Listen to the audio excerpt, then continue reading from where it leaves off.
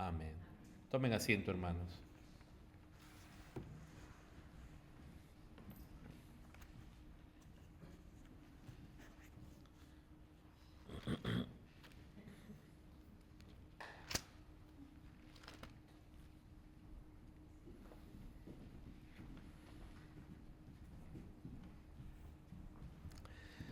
Hermanos, ya en la recta final de toda esta serie que hemos estado compartiendo acerca de lo que significaba Pentecostés, un glorioso evento de Dios en la historia de la redención, en el cual después del glorioso sacrificio de nuestro Señor Jesucristo, su resurrección y su exaltación a la diestra del Padre, Él envía del Padre el Espíritu Santo, Dios morando en nosotros.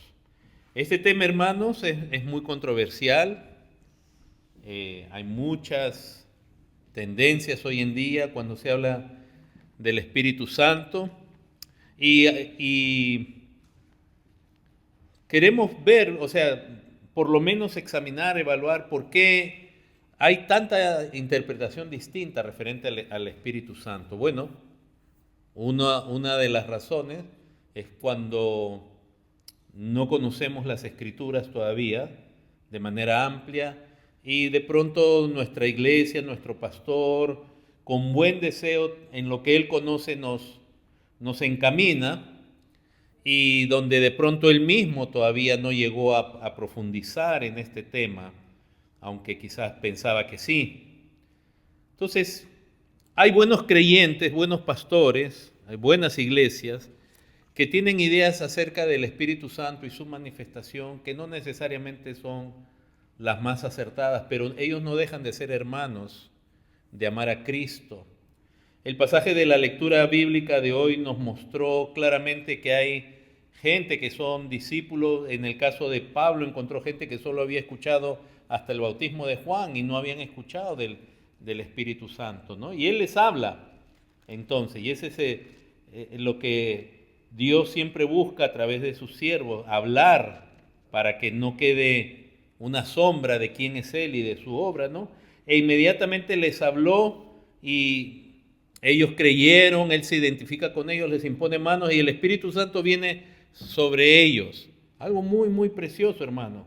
Y Pablo sigue con su ministerio de predicar acerca de Cristo y van a ver que en los siguientes versículos no se hace énfasis en señales, ni siquiera al comienzo el énfasis era la predicación, la enseñanza del Evangelio, porque es ahí donde Dios se revela a través de su palabra y el Espíritu Santo que le inspiró va a estar ahí apoyando ello. Pero también el pasaje nos mostró que habían exorcistas ambulantes. Miren la Biblia cómo es de cuidadosa para decirnos que hay gente efectuando, digamos, rituales, manifestaciones espirituales, pero que no vienen de Dios. Y qué tremendo ese pasaje que hemos leído en Hechos 19, porque nos advierte el Dios en su palabra de una manera muy sencilla a no cometer un error que cometen las personas en el error cuando no son puestas por Dios. Y es el de usar el nombre de Dios, el nombre de Jesús particularmente, como si fuera una varita mágica. Estos eran los típicos que dicen en el nombre de Jesús, porque invocaban el nombre del Señor Jesús. Entonces el Espíritu Santo nos muestra en su palabra cómo se puede estar usándose el nombre de Jesús en algunas situaciones espirituales. Sin embargo, los que lo usan no son genuinos. Y eso es algo triste. En el cristianismo se ha aprendido a usar el nombre de Jesús. En el nombre de Jesús, y en el nombre de Jesús, y canciones en el nombre de Jesús que se repiten, o canciones que dicen cosas que no se deben decir. En el nombre de Jesús significa en representación de Jesús. No es que el nombre de Jesús en sí tenga poder como una palabra. Jesucristo es el poderoso. Pero dice, en el nombre de Jesús, fíjense que se usa como decir, abracadabra, o tipititú, y ya tiene que aparecer algo. No, Es Cristo el que tiene el poder.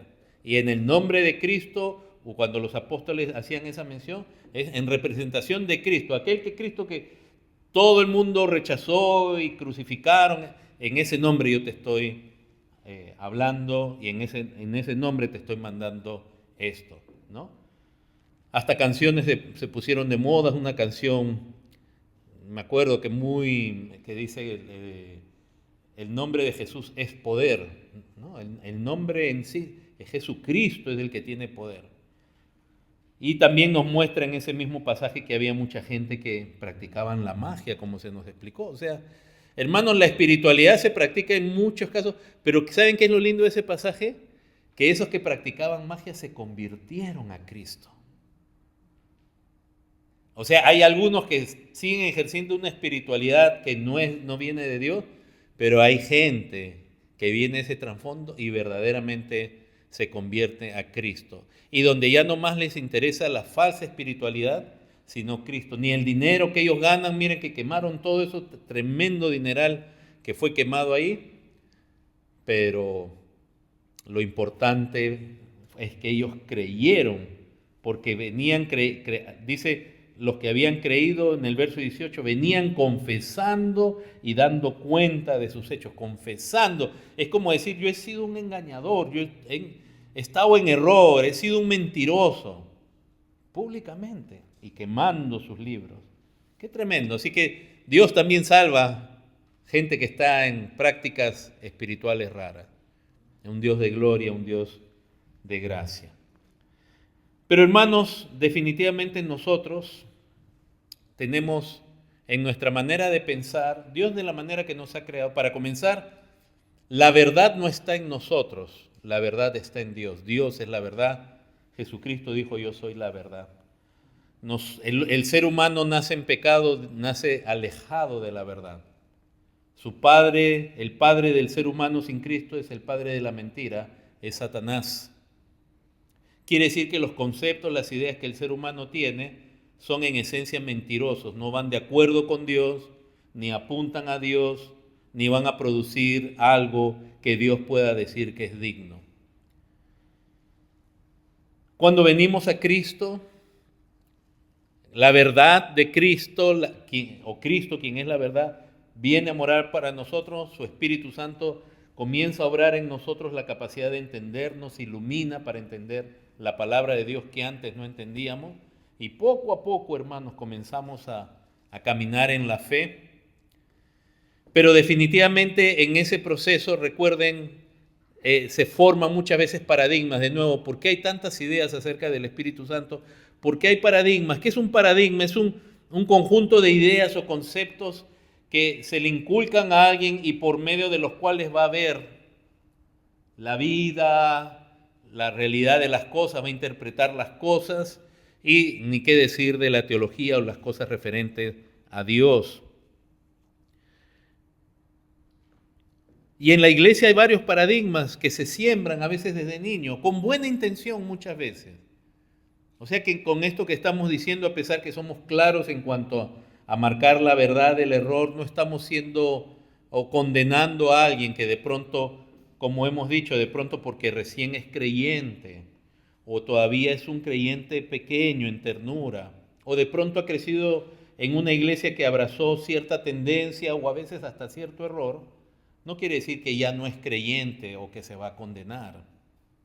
Con esto de los dones espirituales, hermanos, decíamos, así como muchos dicen, si tú no tienes tal don no eres salvo, o si tú no eres bautizado no eres salvo, lo cual es un error decir eso, no es verdad. Tampoco podemos decir nosotros que de pronto alguien que tiene una creencia espiritual que no es la más acertada, no necesariamente es cristiano, ¿no?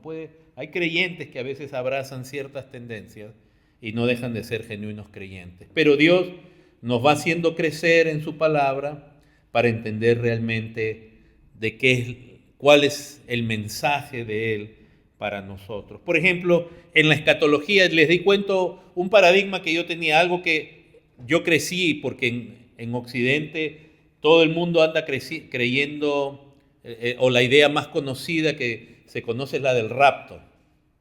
El rapto de la iglesia, ¿verdad? Es lo que se enseña antes de una gran tribulación. Eso es lo que se enseña. Y yo crecí con esa idea. Y entonces esa idea que se siembra me impedía, por ejemplo, a mí ver, cada vez que yo leía 1 Tesalonicenses 4, yo solo veía el rapto. Y ya me habían dicho que el rapto era antes de la tribulación de 7 años y que de ahí venía el milenio. Entonces, cada vez que yo veía ese pasaje, yo ya veía el rapto y ya, por lo tanto, por lógica, yo decía, después viene la tribulación y después viene el milenio. Hasta que un día, leyendo el mismo pasaje, me doy cuenta por la gracia de Dios que ese pasaje no habla en sí del rapto, sino de la resurrección. Y que el rapto es parte de la resurrección. Y ni siquiera es la parte inicial, sino que se da primero la resurrección y justo con la resurrección de santos se da el arrebatamiento de la iglesia. Pero por años yo tenía una manera de pensar. Y eso cambia definitivamente la escatología, porque quiere decir que cuando viene el Señor Jesús, según 1 Tesalonicenses 4, no solo hay arrebatamiento, hay la resurrección de todos los santos. Y el arrebatamiento es solamente, llamémosle así, la resurrección en vida de los que estén vivos cuando venga el Señor. Su transformación, recibir un cuerpo glorificado. Eso cambia todo, porque entonces después ya no hay más historia de creyentes. Si han sido resucitados y transformados con Cristo, ya después no puede venir 7 años de tribulación, ni un milenio, a menos que alguien diga que ahí va a haber 2 resurrecciones. En la escatología hay paradigmas. En la himnología ni qué decir, la himnología tiene que ver con lo que es la alabanza a Dios. ¿Y cuál es el paradigma que hoy día tiene la iglesia sembrado? Que adorar es cantar. Fíjense, por años, hermanos, cada vez que yo veía la palabra adorar en la Biblia, Antiguo, Nuevo Testamento, para mí era hacer esto y cantar.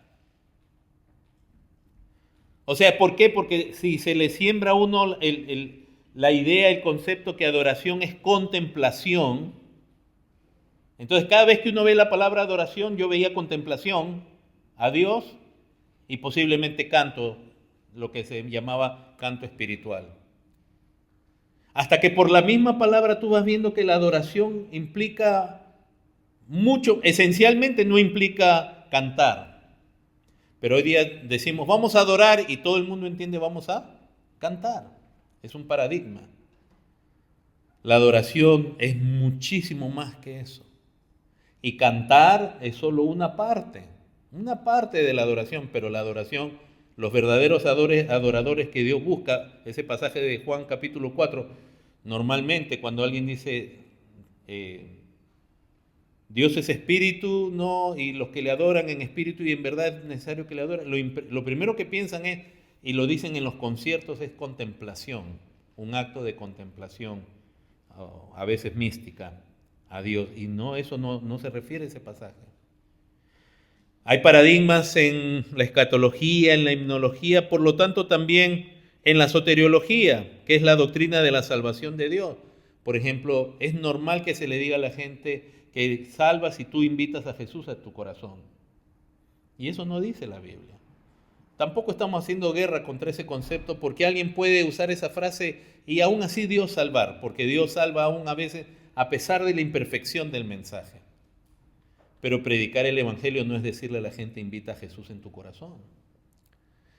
Pero uno crece con eso. Entonces, y eso es normal, eso se entiende. Por eso no lo digo en forma condenatoria, porque todos nosotros pasamos por eso.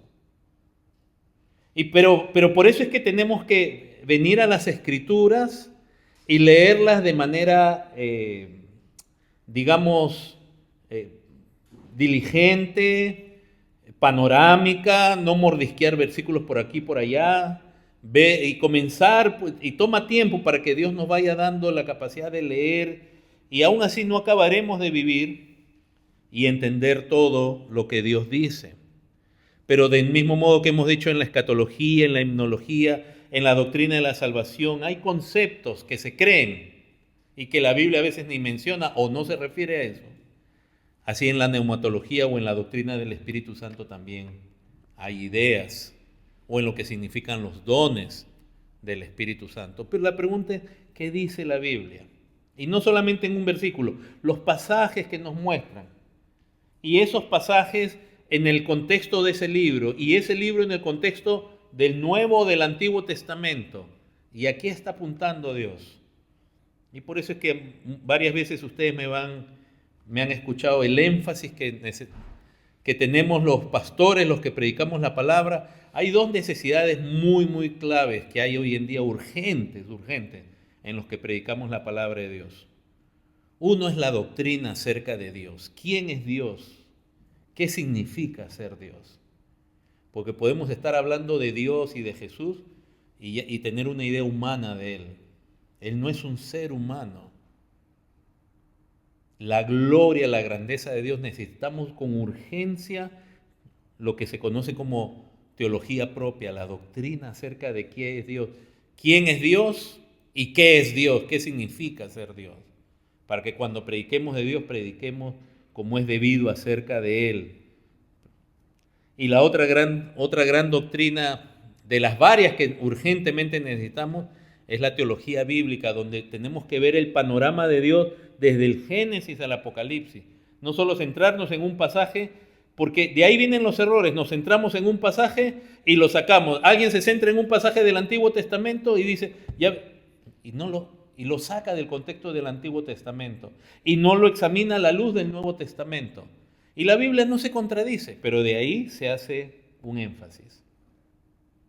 Como pasa con aquellos que siguen, por ejemplo, el día sábado y otras doctrinas del Antiguo Testamento. Y en el Nuevo Testamento igual, se sacan porciones. Por ejemplo, hoy día acabamos de leer que Dios, por medio de Pablo, hacía prodigios y señales. Y agarramos solo ese versículo y entonces cualquier cosa que parezca prodigio y señal viene de Dios. No es así. La misma palabra de Dios te dice cuáles son los prodigios y señales. Y si me acompañan a 1 Corintios 12,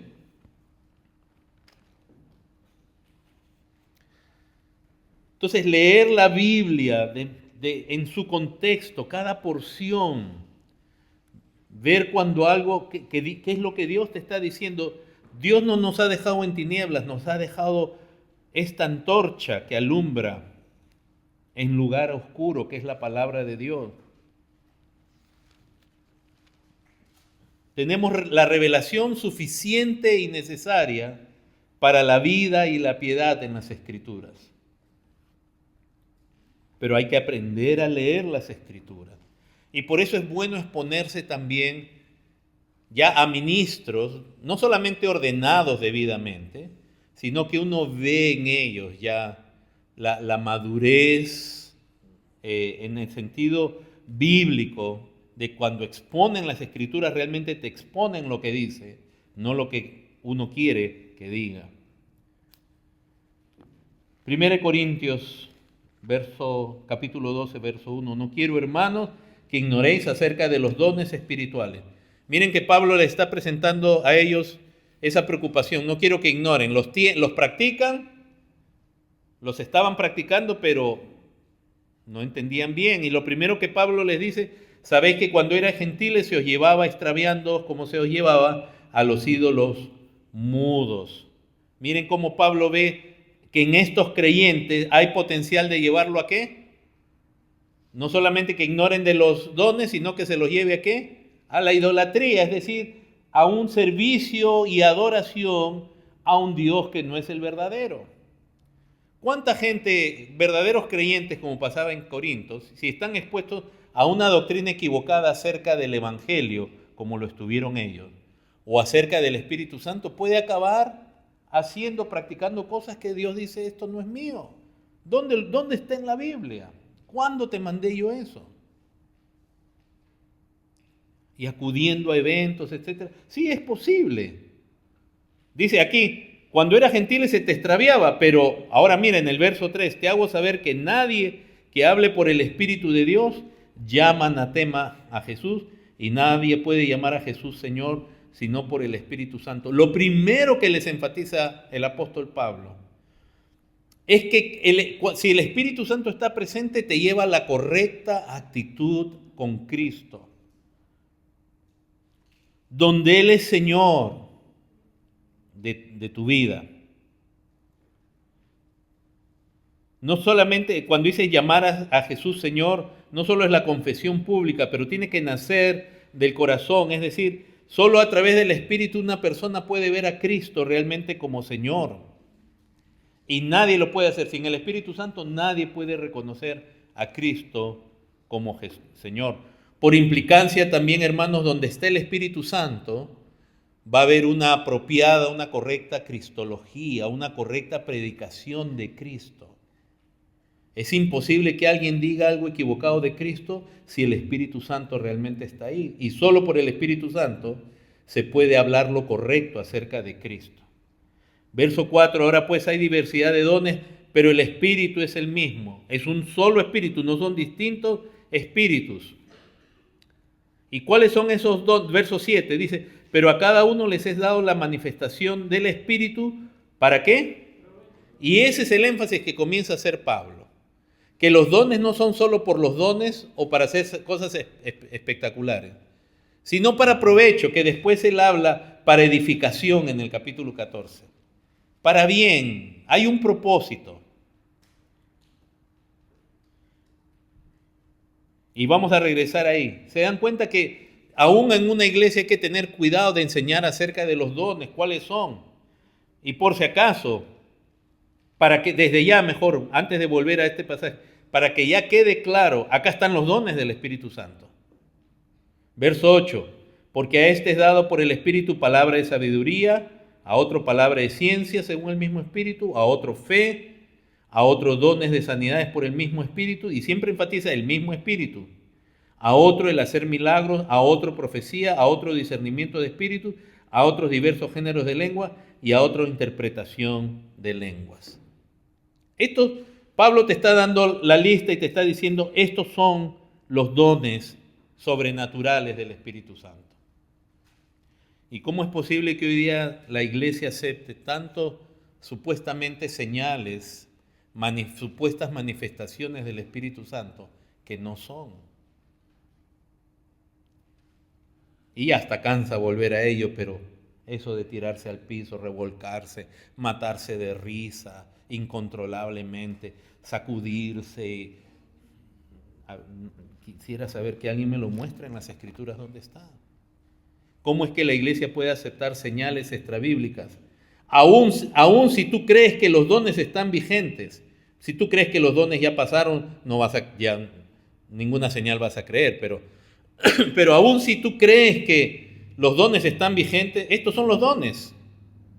No me inventes alas de ángeles cayendo del cielo. No inventes alargando una pierna más que la otra. No me inventes cosas. Aquí está. No hay cosas raras como pasa ahora. Entonces, si se enseña mal, pero Dios es soberano y en algún momento nos aclara. Ahora, hermanos, nosotros, como hemos hablado de dos posturas que predominan, la que más predomina es la que se llama continuismo y la otra se llama cesacionismo. ¿Qué significa continuismo? Continuismo es la posición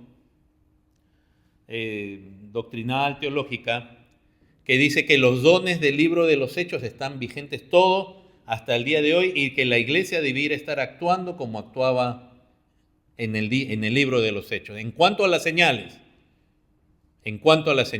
porque nadie discute que en cuanto al señorío de Cristo y la predicación del Evangelio, todo el mundo dice eso debe estar tal cual, pero en cuanto a las señales.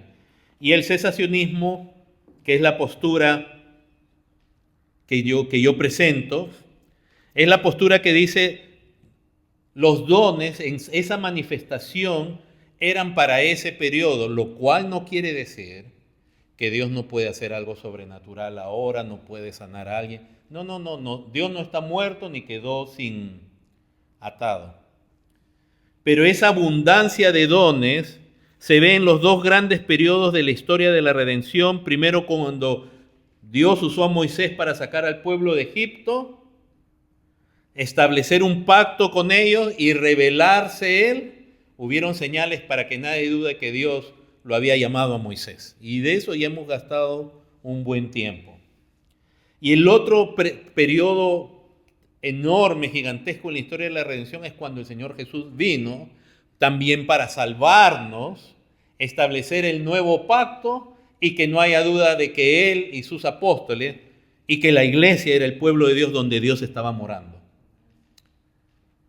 sea, el cesacionismo no dice Dios ya dejó de hacer algo sobrenatural, no. Aunque hay extremos, y ahorita lo voy a explicar. Si hay extremos dentro del cesacionismo que no aceptan que hoy día no se pueda orar y que alguien de pronto sea sanado. Si alguien da testimonio que es sanado, miran para otro lado, dicen eso no es de Dios, cualquier cosa. El cesacionismo simplemente que ese abundar, ese derramar de los dones era para ese periodo. Los dones que se describen aquí. Está siendo establecido el nuevo pacto que Cristo logró con su sangre. El objeto o el medio de redención va a ser la iglesia formada por judíos y gentiles, ya no es Israel. El templo está siendo desechado por Dios porque era el templo de su iglesia y el templo va a ser destruido en el año 70. Mira, es tremendo, el sacerdocio va a pasar, el sacerdocio levita pasa completamente y queda establecido el sacerdocio de Cristo como el mediador y el sacrificio mismo según el orden de Melquisedec. Entonces el cesacionismo no significa un racionalismo donde todo tiene que ser entendido por la lógica y nada sobrenatural puede pasar. Al menos yo no voy con ese tipo de cesacionismo. No significa un negacionismo tampoco, que si alguien, como les dije antes, si alguien dice, hermanos, gracias, oraron, alguien oró y yo tenía estas manchas en mi pulmón, yo he escuchado testimonios, por ejemplo, y oraron por mí en la iglesia y fui y ya no las encontraron. ¿Y qué dice un negacionista? Dice, no, eso no puede ser, seguro los rayos X eran falsos, hubo una falla. ¿Por qué Dios no puede hacer eso? Lo que decimos es que el periodo, los dones tenían, como hemos visto, el propósito de ser señales principalmente a Israel. Y en ese sentido, les quiero decir, todo creyente de iglesia cristiana, evangélica, todo creyente cesacionista en cuanto al Antiguo Testamento. Usted no va a encontrar a nadie diciendo los milagros que pasaron y señales que pasaron con Moisés tenían que haber seguido pasando. Y usted lo ve en la Biblia, usted no ve que Josué, el sucesor de Moisés, tiene que decir, bueno, no, Dios es un Dios de milagros, por lo tanto tiene que seguir abriéndose el mar rojo, tiene que seguir cayendo maná del cielo. Apenas ellas entran a la tierra prometida, el maná cesó. ¿Se dan cuenta? Tuvieron 40 en el desierto, milagrosamente el Señor les proveía maná del cielo, pero cesó el maná. Pero en el resto del Antiguo Testamento hemos dicho, Dios, sí, de pronto la palabra nos enseña cómo el Espíritu de Dios llenó a varios jueces en el libro de los jueces, y en el caso de Sansón le da una fuerza sobrenatural. Ya pasó el periodo de Moisés, ya pasaron las señales que confirmaban la salvación de Israel, el pacto, la ley, todo lo que Dios le había dado. Y Dios obró sobrenaturalmente con un hombre, pero eso no es la norma. Son casos aislados, poderosos, con un propósito. Elías, Eliseo.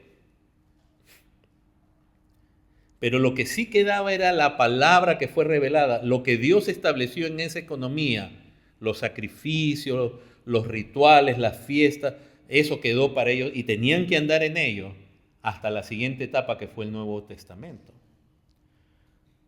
Entonces, aun si alguien dice yo soy continuista, yo le puedo asegurar que esa persona es cesacionista en cuanto al Antiguo Testamento. Si no, estaría él mismo, si fuera, fíjense la lógica, ¿a qué pastor usted ve o a aquellos apóstoles o profetas le ve usted delante de una multitud de gente metiendo su mano en el pecho para que salga convertida en lepra. ¿Usted ve a alguien? ¿Usted ha visto alguno de esos predicadores alguna vez traer una vara y tirarla y se convierte en serpiente? Y después la agarra y se convierte en vara. Si somos continuistas deberíamos estar haciendo lo mismo que Moisés, ¿o no? Y aún en las señales, hermanos, en el fondo ellos lo saben, porque muchos en el continuismo, y hay creyentes genuinos, verdaderos en el continuismo, pero hasta ellos, los buenos creyentes, son bien mesurados. Son bien mesurados, es decir, son bien prudentes. No andan con cualquier cosa. Pero los que se van a los excesos, ¿no dice la Biblia también tomarán en sus manos serpientes venenosas? Y ustedes lo ven, claro, hay una falsificación también de dones, pero usted no los ve tomando serpientes venenosas. Y quizás usted alguna vez vio, yo lo vi, el video lo publicaron, con lamentablemente, porque aquí en Estados Unidos sí hay algunas iglesias que siguiendo eso, ¿no? Hablarán en lengua y también beberán cosas mortíferas, agarrarán serpientes. Usted no ve a nadie tomando veneno. ¿O sí? ¿Usted ha visto alguno de esos predicadores? ¿Usted ha visto alguna vez a Cash Luna agarrando un vaso de ácido muriático y decir, en el Señor no me voy a morir? Agarrando una serpiente. Porque ellos, en este caso, los falsos profetas, los falsos apóstoles, usan falsas señales que ellos pueden mascarar, pero otras no se pueden. Entonces, si fuéramos puramente continuistas, deberíamos estar haciendo los milagros de Moisés, los milagros de Elías, Eliseo, debiéramos estar tirando hachas en para que flote de nuevo. No, somos cesacionistas, ¿verdad? Esa es la idea, hermano. ¿Y alguien ha dudado alguna vez? ¿Alguien deja de pensar que el Dios del Antiguo Testamento, después de Moisés, le bajó el poder? ¿Le bajaron los vatios? Los voltios de 220 pasó a 110, ya no había milagros. Hermano, Dios en su naturaleza es un ser tan grande que Dios creó todo este universo. Imagínense el poder, la energía que hay en el universo. Después de los milagros de Moisés, a Dios no le bajó ni un 0.0001% de energía. Él podía haber sido hecho. Y nadie duda que el mismo Dios de Moisés es el mismo Dios de Jeremías, ¿o no? Y Jeremías no hizo ningún milagro. Y seguimos creyendo en el Dios de todo poder y que hace algo milagroso cuando Él quiere. Pero ese periodo de dones ya tuvo su propósito, era mostrar que Moisés lo era, y así también en el Nuevo Testamento. Ahora, pero ¿qué cosa sobrenatural ve uno cuando pasa el periodo de los dones? ¿Saben qué cosa sobrenatural? Uno puede ver cosas, de pronto alguna sanidad milagrosa puede ser. ¿Puede Dios en algún momento poner en el corazón de alguien que diga algo contra una ciudad, que advierta que viene un terremoto, una catástrofe, que se arrepientan y pasar? Yo creo que Dios lo puede hacer. Un creyente me refiero, un hombre de Dios, un genuino creyente. Yo creo que Dios lo puede hacer. Pero eso no es abundante hoy día. No es que pasa, en cambio, cuando vemos el libro de los Hechos, unas señales y prodigios tremendos. Pero así como en el Antiguo Testamento, en el Nuevo Testamento, cuando pasa un periodo importante de señales, lo que viene es el obrar de Dios, nuestra confianza en su soberanía y en su poder, principalmente no en actos milagrosos, sino en lo que se conoce como en actos de providencia. ¿Qué es actos de providencia? Que, por ejemplo, ¿cuántas veces yo no he escuchado iglesias, pastores, que de pronto están orando por una necesidad? Les falta el equivalente de $1,000 para terminar el techo de la iglesia. Y oraron, y vino un hermano, de pronto una visita que no sabía ni de qué habían orado, y les dio los $1,000. Estoy poniendo un ejemplo. ¿Qué decimos nosotros? Es un milagro, en cierta manera sí, porque estamos diciendo esto es algo, cómo dio justamente lo que necesitaba. Entre hermanos también, a veces en momentos de necesidad, se le da a esta persona y esa persona, hermano, gracias, justo necesitaba y no tenía con qué pagar esto, lo otro. Esa es la providencia de Dios, donde Dios actúa en su naturaleza, en su creación, soberanamente. Soberanamente.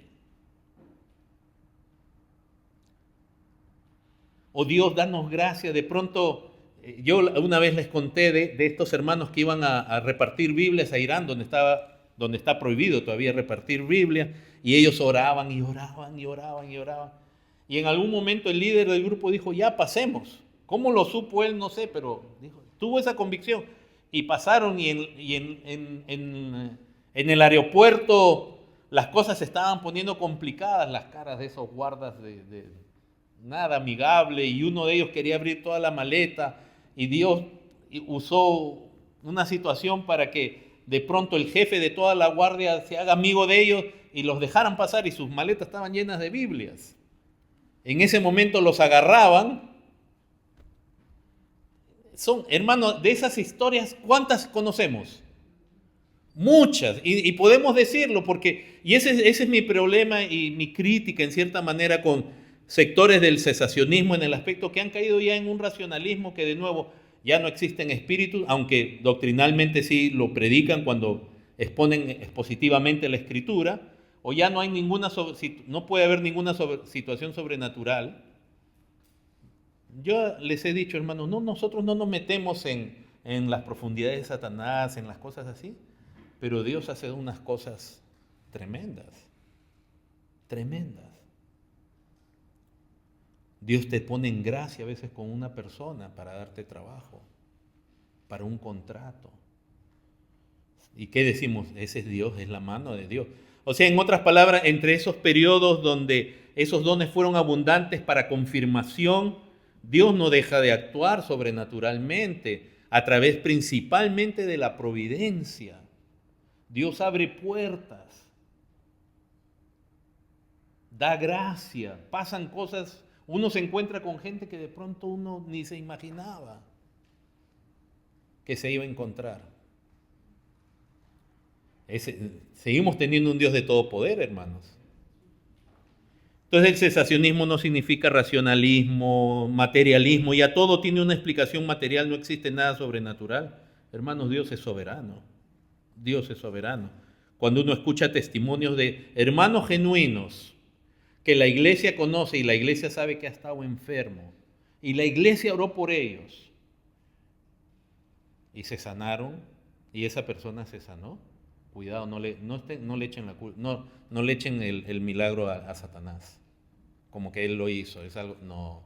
Y ese exceso a veces tenemos en la iglesia, en iglesias, digamos, de trasfondo más ortodoxo, donde aún se niegan las emociones, donde levantar las manos en el culto también ya es pecado. No es así, no es así.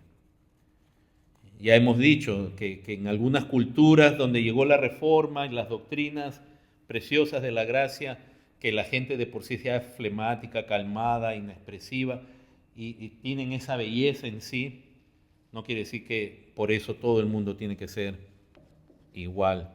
Pero lo que sí, hermanos, queda claro, y tiene que quedar claro, es que la palabra de Dios es lo que queda para siempre, no las experiencias.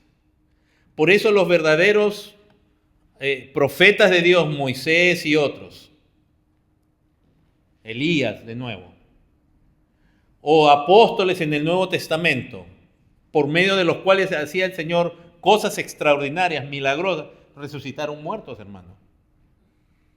Ellos nunca dijeron, ustedes tienen que hacer lo mismo. Ustedes tienen que repetir este milagro. Porque ellos se sabe muy bien que la experiencia puede ser única. Y en nuestro caso, hermanos, a veces tenemos experiencias que no entendemos muy bien. Guárdatela para ti mismo hasta que Dios te aclare. Pero la experiencia no establece doctrina. O sea, voy a decir, supongamos que tú hubieras estado en ese momento y hubieras sido aquellos que fue salvo, vino el Espíritu Santo a su vida y en ese mismo momento comenzó a hablar en idiomas extranjeros, como le pasó en la casa de Cornelio. Supongamos que usted era uno de esos. Lo que hoy día hacemos es esto, que uno de la casa de Cornelio comienza a enseñar, si tú crees en Cristo y recibes el Espíritu Santo, tienes que hablar en otros idiomas. ¿Me dejo entender? Y en algunos casos la experiencia puede haber sido real, genuina. El problema es establecer un dogma, una doctrina, en lo que Dios dice no es un dogma y una doctrina. Por eso es que la palabra de Dios nos enseña en cuanto al Espíritu Santo, que una cosa es la llenura, y la llenura, el creyente recibe el Espíritu Santo en la conversión. El que no tiene el Espíritu de Cristo, dice Pablo en Romanos 8, no es de él. En el momento de la salvación, ya lo hemos visto en Efesios 1, uno es sellado con el Espíritu Santo. O sea, al creer en Cristo genuinamente, lo cual también es una obra del Espíritu Santo trabajando en el corazón, para que uno pueda creer, en ese momento uno recibe el Espíritu Santo. En ese momento uno es bautizado en Cristo, en el cuerpo de Cristo, como lo dice aquí en 1 Corintios capítulo 12, donde estamos. Verso 13 dice, porque por un solo espíritu, no dice seremos, dice fuimos todos bautizados en un cuerpo. Él nos sumerge para ser parte del cuerpo de Cristo. El Espíritu Santo nos sumerge en Cristo. No una parte de nosotros está en Cristo. Todos nosotros, todo lo que somos, está en Cristo.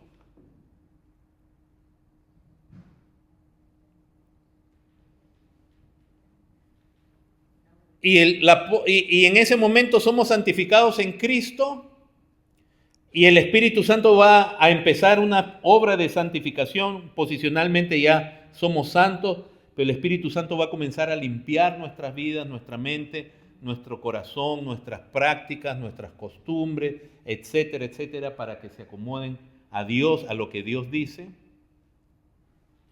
Y en ese estado que Pablo le dice a los efesios, sed llenos del Espíritu Santo, es lo que Dios espera, es que seamos llenos, no que tengamos experiencias de llenura, que seamos llenos. Pero en esa experiencia, en ese estado permanente de llenura, es posible que alguien tenga una experiencia especial.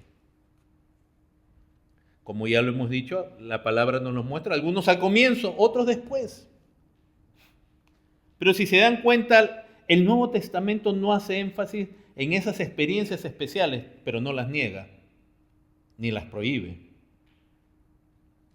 Y conforme a lo que dice la palabra, no estábamos hablando de experiencias raras.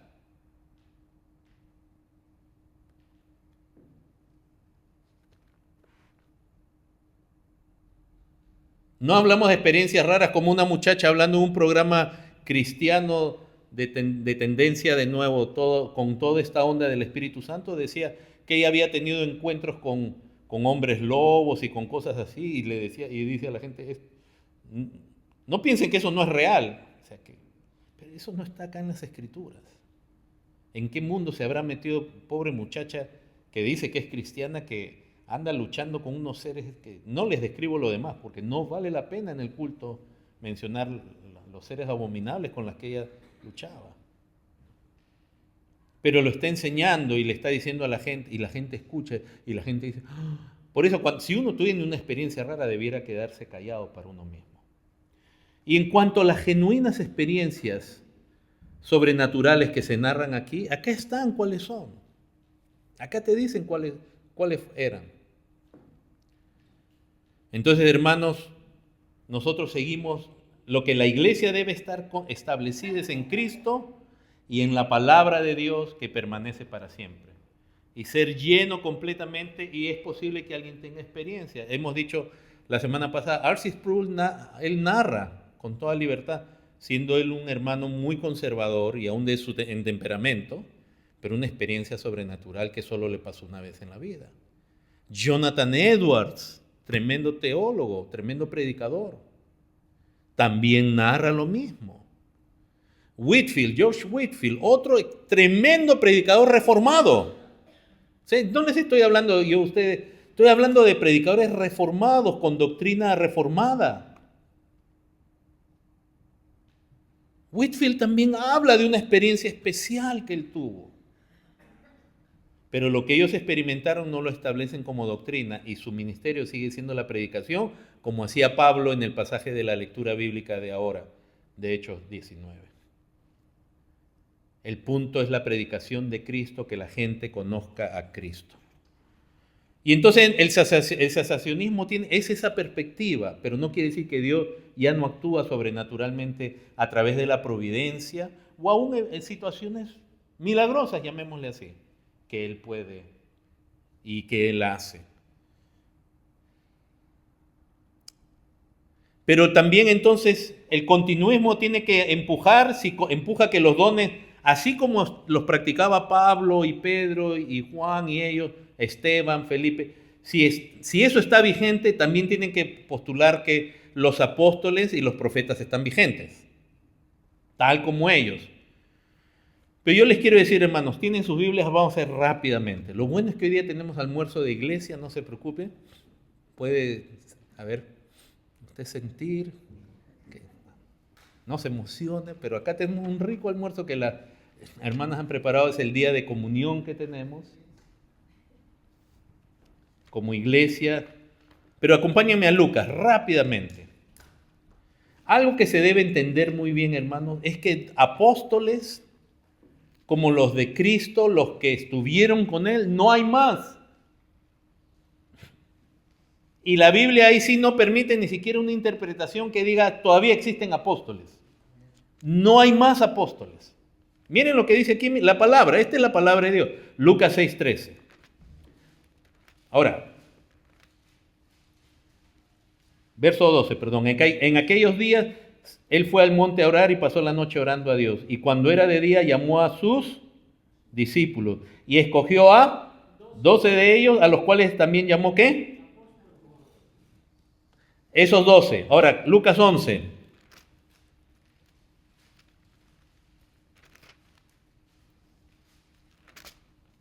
El Señor aquí está en un, digamos, ¿cómo ponerlo?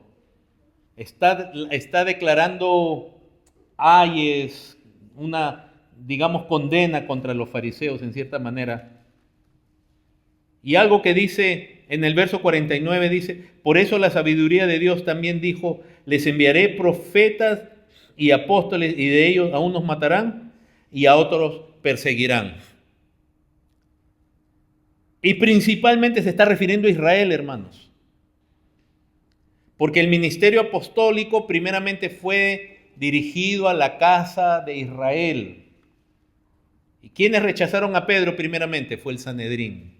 ¿Y quién golpeó a Pedro después? ¿Quiénes eran? Eran judíos, el Sanedrín y a Pablo, judíos en las distintas ciudades. Pero es más que eso.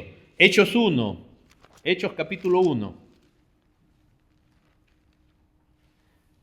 Verso 1 dice, en el primer tratado, Teófilo, hablé acerca de todas las cosas que Jesús comenzó a hacer y a enseñar hasta el día en que fue recibido arriba, después de haber dado mandamiento por el Espíritu Santo a los apóstoles que él había escogido. Verso 25. ¿Qué hombre dentro de ese grupo había caído en pecado y muerto? Judas Iscariote. Entonces, lo que trata de hacer Pedro es escoger un reemplazo. En el versículo 24, orando dijeron, tú Señor, que conoces los corazones de todos, muestra cuál de estos dos has escogido, para que tomen la parte de este ministerio, fíjense, y apostolado de que cayó Judas por transgresión para irse a su propio lugar. Ahora echaron suerte y la suerte cayó sobre Matías. ¿Ok? Entonces, no quiere decir que Dios lo escogió en ese aspecto a Matías, pero ellos trataron de suplir porque se decían, de los 12 falta uno. No hay más apóstoles de esto. Pero viene el caso de Pablo, capítulo 2 después, Hechos 2. Cuando Pedro predica, verso 37, la gente dice, al oír esto se compungieron de corazón y dijeron a Pedro y a los otros, ¿qué?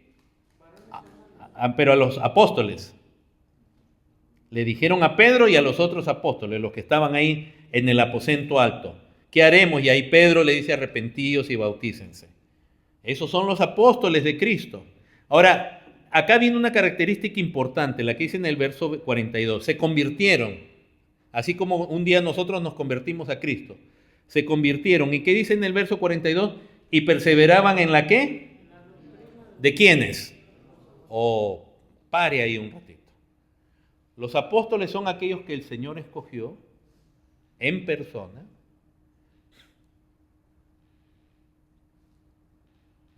No cualquiera puede tomar ese lugar, nadie puede tomar para sí esa honra. Y una de las funciones que tenían los apóstoles, por lo cual yo ni siquiera pretendo ni a 1.000.000 de kilómetros de distancia ser un apóstol, porque ellos lo que establecían era la doctrina de Dios, de Cristo, del Evangelio para la iglesia. Hermanos, un apóstol o un profeta es un mediador entre Dios y los hombres. Y está hablándole a los hombres a nombre de Dios, está revelando doctrina. No existe, la escritura ya se cerró, no hay necesidad de apóstoles, hace mucho. Ya antes de la destrucción de Jerusalén se cerró el canon, ya no hay más necesidad de apóstoles. Porque la doctrina ya está establecida. No puede haber un hombre revelándonos la palabra de Dios. Porque escrito está, maldito aquel que le añade o le quite a las palabras, decía Juan, de esta profecía. ¿Y saben qué? Lo mismo dijo, ¿quién dijo lo mismo que Juan cuando él prohíbe que le añaden o le quiten a lo que él profetizaba? ¿Quién dijo lo mismo en el Antiguo Testamento? Moisés. ¿Por qué? Si Dios está obrando con Moisés, estableciendo un nuevo pacto, salvando al pueblo, dándole la revelación, Moisés dice también lo mismo. Nadie le puede añadir. Entonces ya Dios después levanta profetas.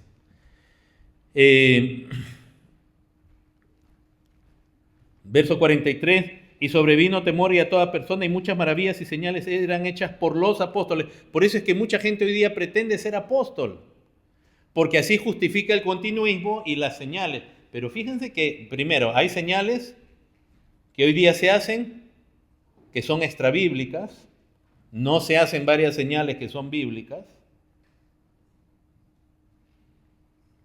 Pero los apóstoles, por mano de ellos, por eso Pablo les dijo a los corintios, las señales de apóstol han sido hechas por medio mío. ¿Y cómo es que Pablo llegó? Este es importante, Hechos 4:33. Léalo porque si no... Dice, con gran poder los apóstoles, ¿qué hacían? ¿De qué? Son versículos claves que usted no puede olvidar. Un apóstol es un testigo de Cristo resucitado. No es simplemente alguien que nos habla, porque los apóstoles de ahora dicen, Dios me dijo, Dios me habló. No. Él tiene que ser un testigo, ver a Cristo resucitado. No fue eso que le pasó a los apóstoles, por eso hace tanto énfasis los evangelios, que el Señor se les aparece, y es más, algunos dudaban, y hasta todos llegan a creer, y todos ellos mueren cruelmente, dando testimonio de que Cristo había resucitado, porque son testigos. Por eso el Señor les decía en Hechos, me seréis testigos, ¿de qué? ¿De quién soy yo? De que morí y resucité. Yo no soy un testigo, pero yo lo creo. El Espíritu de Dios me lleva a creer en lo que dice la palabra. Y las pruebas, no hay necesidad de señales para creer, y las pruebas son indubitables. O sea que un apóstol es un testigo. A ver, de todos esos apóstoles que hay hoy en día, ¿cuándo vio a ellos a Jesucristo resucitado en cuerpo? Ahora todos ellos te dicen, yo vi al Señor, tuve una visión. Eso no es ser apóstol. Apóstol es ver a Jesucristo resucitado. Y eso le ocurre a Pablo ¿cuándo? En Hechos 9. ¿Quién se le aparece en el camino a Damasco? El Señor. El Señor se le apareció. Y no fue solo la voz, porque dice en Hechos 9, 27, Es cierto, Pablo escuchó una voz y queda ciego, pero en capítulo Hechos 9, 27 dice, entonces Bernabé tomándole lo trajo a los apóstoles y les contó cómo Saulo había visto en el camino al Señor, el cual le había hablado. O sea, no fue solo la voz, que hace el énfasis en los primeros versículos, el cual le había hablado y cómo en Damasco había hablado valorosamente en el nombre de Jesús. O sea, por eso Pablo viene a ser contado entre los apóstoles. Entonces usted tiene que diferenciar el apóstol de oficio, que son estos, no hay más. Pero en Hechos 14, sí, yo estoy consciente, en Hechos 13, cuando Bernabé y Saulo son enviados en el primer viaje misionero,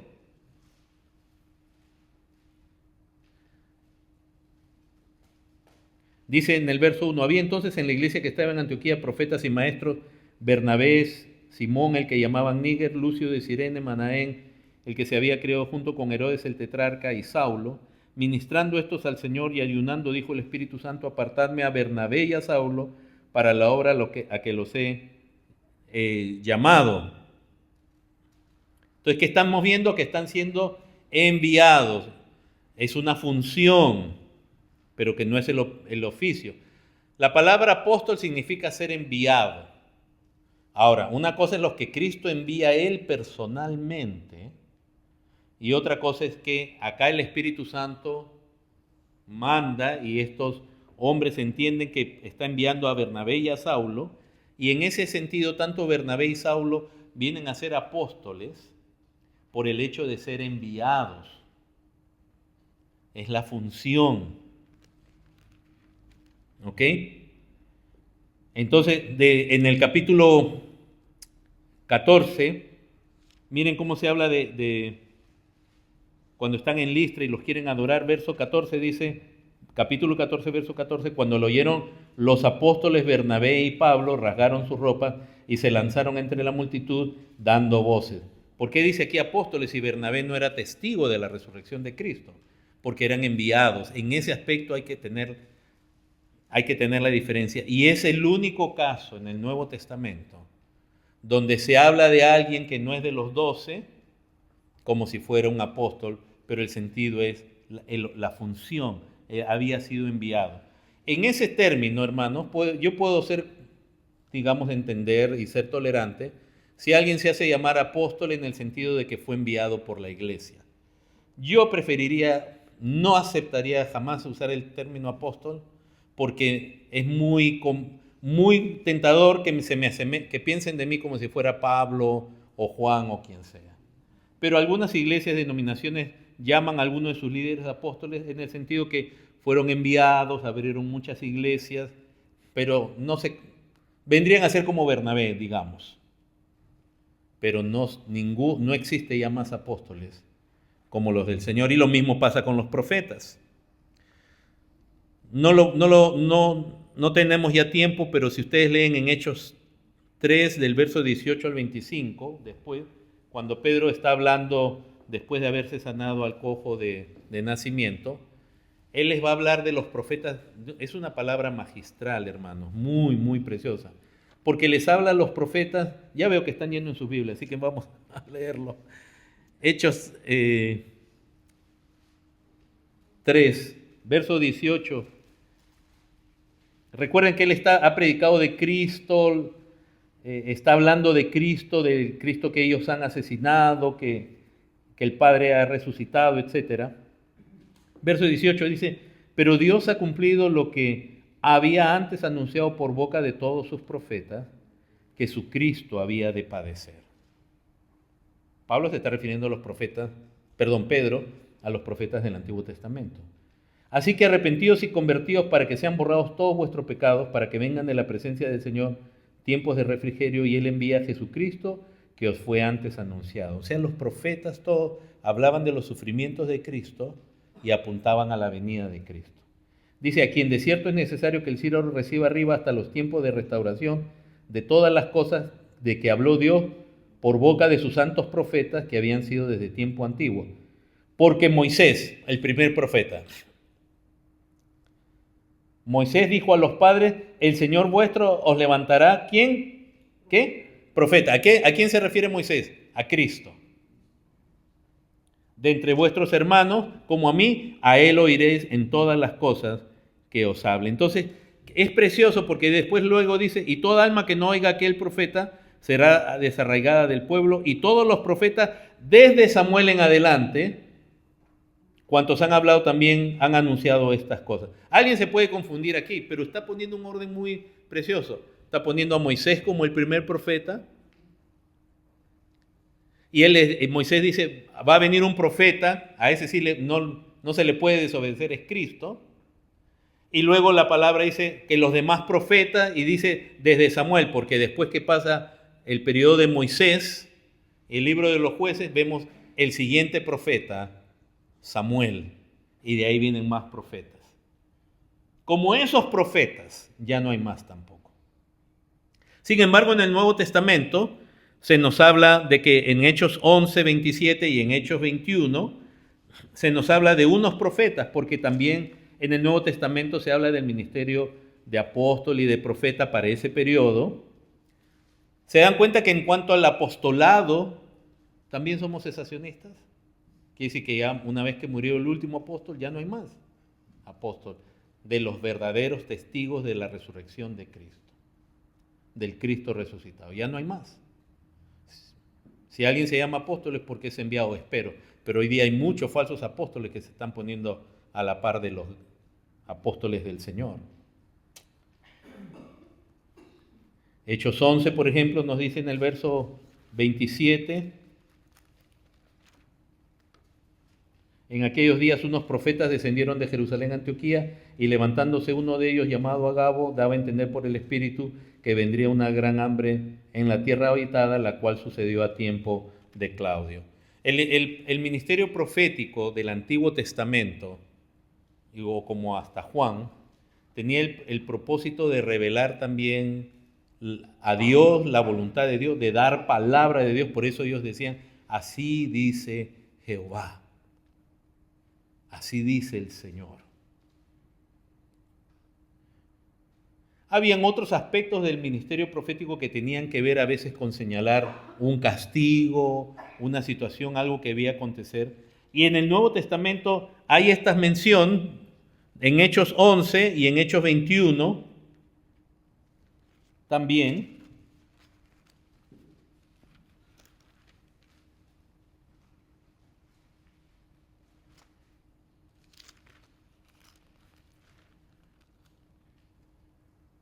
Verso 10 dice, y permaneciendo nosotros ahí algunos días, descendió de Judea un profeta llamado Agabo, el mismo, quien viniendo a vernos,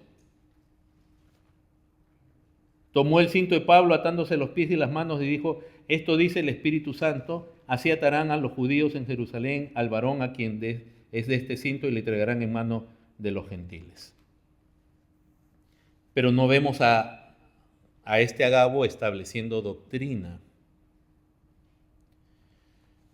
Entonces, y de nuevo, aún esos ministerios, por ejemplo, por eso es que la palabra nos dice, Pablo mismo nos dice que Cristo en su resurrección dio dones a los hombres y él estableció a unos por apóstoles, profetas. Todo tiene un propósito. Hermanos, ¿esperamos hoy día un profeta como el Antiguo Testamento que nos hable de la venida de Cristo? Ya no, ya pasó ese tipo de ministerio. Sin embargo, la palabra que ellos hablaron sigue siendo permanente, viva y eficaz para nosotros. Se dan cuenta que aún, no solo en las señales, en los ministerios y en ciertos ministerios, hay un propósito específico, un tiempo específico. ¿Puede Dios de pronto, como decimos ahora, de pronto poner en el corazón de un hombre de Dios, anunciarle a la ciudad, tener una convicción de que viene algo y predicarles y profetizar, o sea, decirle arrepiéntense, si predica el evangelio y está llamando al arrepentimiento? Yo estoy diciendo, puede ser, no es que yo no lo conozco ese caso. Yo lo que estoy diciendo es que, ¿por qué no puede pasar? Sin embargo, aún esa mención abre la puerta a muchos errores, porque a veces basta que uno abra la puerta así, poquito, y se abre más y más. Vamos a terminar, hermanos. Entonces, si hablamos de los dones bíblicos, hay dones bíblicos y extrabíblicos, hay un periodo para esos dones en cuanto a su magnitud, de número y tremendos. Hay una realidad en los dones que se ve en las Escrituras, en la verdad, en el cumplimiento. Miren, hermanos, ¿y por qué en el Nuevo Testamento se han dado cuenta que no gastan mucho, no se invierte mucho en hablarnos acerca de los profetas o cómo probar los profetas, pero sí de los apóstoles? Hay muchísimo más testimonio acerca de lo que es ser apóstol. ¿Por qué? Porque de lo que es ser profeta, ¿dónde está ya muy bien descrito? En el Antiguo Testamento. El Antiguo Testamento nos dice con claridad que es un profeta y las marcas también de un falso profeta. Un falso profeta, un falso enviado de Dios, si dice algo que no se cumple. Con eso nomás ya hay varios que están en la televisión cristiana que tienen estadios grandes que ya deberían haber renunciado. Pero la gente quiere seguir creyéndoles, a pesar que han profetizado cosas falsas. Benny Hinn, Maldonado, tantos. Cosas que no se han cumplido. Suficiente. O sea que en el Antiguo Testamento ya se nos dice, y si alguien habla de otro Dios, de otro Cristo, si alguien aún se cumple una señal y te quiere llevar a otro Dios, dice, no lo escuches. En el Antiguo Testamento, por eso el Nuevo Testamento ya no gasta, porque ya está establecida la doctrina de lo que es ser profeta, y en el Antiguo Testamento tenemos genuinos profetas de Dios y falsos profetas. En los días de Jeremías, hermanos, Jeremías era un verdadero profeta, pero les digo, era una plaga los falsos profetas. Y todos los falsos profetas le profetizaban prosperidad a Israel. Primero que no iba a venir el castigo, después cuando ya vinieron los babilonios, en 3 años vamos a ser libres. Y era un contubernio, era todo un amarre, decimos en términos de corrupción, entre los profetas, los sacerdotes. Y Jeremías a un punto hasta ya no quería ni hablar, porque él era el único que hablaba eso. O sea que el Antiguo Testamento, si tú quieres saber que es un profeta, está lleno de descripción. Donde aún de parte de Dios les envía espíritus engañadores para que profeticen mentira. Así que, hermanos, en conclusión, Dios nos ha dado su precioso Espíritu Santo como resultado de Pentecostés y hasta el día de hoy por la obra de Cristo, por el sacrificio de Cristo. Y en ese periodo, mientras el pacto está siendo confirmado y se está revelando el Evangelio, la palabra de Dios, y se están escribiendo los libros del Nuevo Testamento, y la doctrina del pueblo de Dios va a quedar establecida hasta Apocalipsis, Dios está haciendo señales para confirmar, estos son mis apóstoles, esta es mi iglesia, y de ahí Dios sigue siendo el mismo Dios sobrenatural y todopoderoso, aunque ya no hay esa misma abundancia, y la iglesia no tiene por qué buscar señales, porque las señales son para los que no creen. Y las señales no salvan, como en Juan 6 se muestra. La gente, tú le puedes multiplicar los panes y los peces y no creen. Igual no van a creer, porque ese es un acto soberano de Dios. Pero que seguimos teniendo un Dios de todo poder. Amén. Un Dios que no tiene límites en sí, pero un Dios que nunca va a violar su propia palabra. Así que, hermanos, ajustémonos a la palabra de Dios y aún toda experiencia o toda cuestión espiritual, veámoslos a la luz de la Escritura. Les invito a ponerse en pie.